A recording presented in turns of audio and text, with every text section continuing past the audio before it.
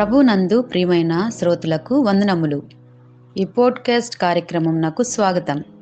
మీ అందరి కొరకు ఈ కార్యక్రమమును ప్రసారం చేయుచున్నాం. విని దైవాశీస్సులు పొందుకోగలరు. ప్రియమైన శ్రోతలకు మన ప్రభువైన యేసుక్రీస్తు నామంలో శుభోదయం. శ్రోతలారా, ఎలాగున్నారు? మీ అందరూ బాగుండాలని మన ప్రభువైన యేసుక్రీస్తు నామంలో ప్రతిదినం మీ కొరకు ప్రార్థన చేస్తూ ఉన్నాం. రండి, ఈ ఉదయకాలము దేవుని సన్నిధిలో వాక్యాన్ని ధ్యానం చేద్దాం. ట్రయల్స్ దట్ డీపెన్ ఫెయిత్, విశ్వాసాన్ని బలపరిచే పరీక్షలు అనే అంశాన్ని మీ మధ్యన చెప్పడానికి సిద్ధపడుతూ ఉన్నాను.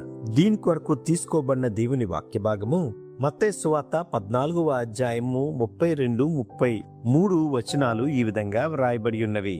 వెంటనే యేసు చేయి చాపి అతన్ని పట్టుకొని, అల్ప విశ్వాసి, ఎందుకు సందేహపడితివని అతనితో చెప్పెను. వారు దోణి ఎక్కినప్పుడు గాలి అణిగెను.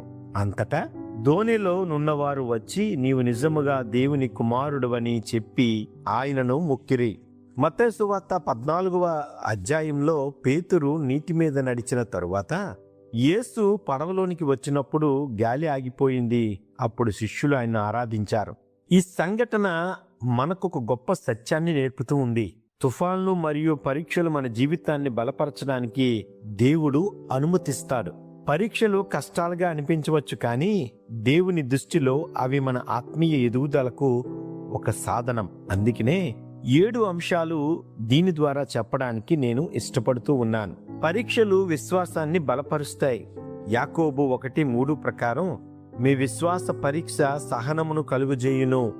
ఒకసారి మనం ఆలోచిద్దాం. బంగారాన్ని శుద్ధి చేయడానికి అగ్నిలో వెయ్యాలి. అలాగే విశ్వాసము కూడా పరీక్ష ద్వారా బలపడుతుంది. పేతురు తుఫాన్లో ఒక గొప్ప అనుభవం పొందాడు. ఆ అనుభవం అతని విశ్వాసాన్ని బలపరిచింది. యోబు ఎన్నో కష్టాలు ఎదుర్కొన్నాడు. చివరికి అతని విశ్వాసం మరింత బలపడింది. ఆత్మీయ సత్యం ఏమిటంటే, పరీక్షలు మన విశ్వాసాన్ని మరింత లోతుగా చేస్తాయి. రెండవది, పరీక్షలు సహనాన్ని నేర్పిస్తాయి. జీవితంలో మనం చాలా ముఖ్యమైన ఉండవలసిన గుణం ఏమిటంటే, పరీక్షలు వచ్చినప్పుడు మనం వేచి ఉండడం, దేవునిపై ఆధారపడడం నేర్చుకుంటాం. జీవితంలో సహనం చాలా ముఖ్యమైనది. అందుకే రోమీలు రాసిన పత్రిక 5:33-4 చదివితే, శ్రమ సహనమును కలుగజేయును. అబ్రహాము దేవుని వాగ్దానానికి ఎన్నో సంవత్సరాలు వేచి ఉన్నాడు. ఆత్మీయ సత్యం ఏమిటంటే, పరీక్షలు మనలో సహనాన్ని పెంచుతాయి. మూడవది, పరీక్షలు దేవుని శక్తిని చూపిస్తాయి. మన బలహీనతలో దేవుని శక్తి ఎక్కువగా అనిపిస్తుంది. పరీక్షలు వచ్చినప్పుడు మనం దేవునిపై ఆధారపడతాం. అప్పుడు ఆయన శక్తి మన జీవితంలో పనిచేస్తుంది. అపోస్తలుడైన పౌలు కొరింథీయులకు రాసిన 2వ పత్రిక 12:9 ప్రకారం, నా కృప నీకు చాలును. దావీదు గొల్యాతును జయించినప్పుడు దేవుని శక్తి ప్రత్యక్షమయ్యింది. ఆత్మీయ సత్యం ఏమిటో తెలుసా? పరీక్షలు దేవుని శక్తిని ప్రకటించే వేదిక. నాలుగవది, పరీక్షలు మనల్ని దేవుని దగ్గరకు చేరుస్తాయి.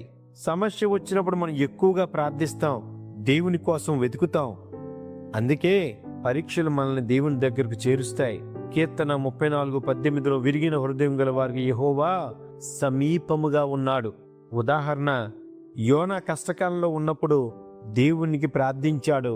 ఆత్మీయ సత్యం ఏమిటంటే, పరీక్షలు మన జీవిత సంబంధాన్ని బలపరుస్తాయి, మన ఆత్మీయతను పెంపొందిస్తాయి, మన ఆత్మీయ సంబంధాన్ని బలపరుస్తాయి.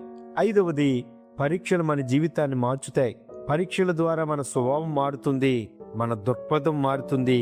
దేవుడు మనలను పరిపక్వులుగా మార్చడానికి పరీక్షలు ఉపయోగిస్తాడు. రోమీయులకు రాసిన పత్రిక 8:28 ప్రకారం, దేవుణ్ణి ప్రేమించిన వారికి సమస్తము మేలు కలుగును అని వాయబడి ఉంటుంది. మోషే ఎడారిలో ఉన్న ఎన్నో సంవత్సరాలు గడిపాడు. ఆ అనుభవం అతను గొప్ప నాయకుడిగా తయారు చేసింది. ఆత్మీయ సత్యం ఏమిటో తెలుసా? పరీక్షలు, కష్టాలు మనము దేవుని పనికి సిద్ధం చేస్తాయి. ఆరవది, పరీక్షలు దేవుని మహిమను చూపిస్తాయి. కొన్నిసార్లు దేవుడు పరీక్షలు అనుమతిస్తాడు, అందుకనే ఆయన మహిమ ప్రత్యక్షమవుతుంది. లాజరు మృతుడిగా ఉన్నప్పటికీ యేసు అతన్ని లేపాడు. పరీక్షల ద్వారా దేవుని మహిమ కనిపిస్తూ ఉంది. చివరగా ఏడవది, పరీక్షల ద్వారా ఆశీర్వాదం మనకు వస్తుంది.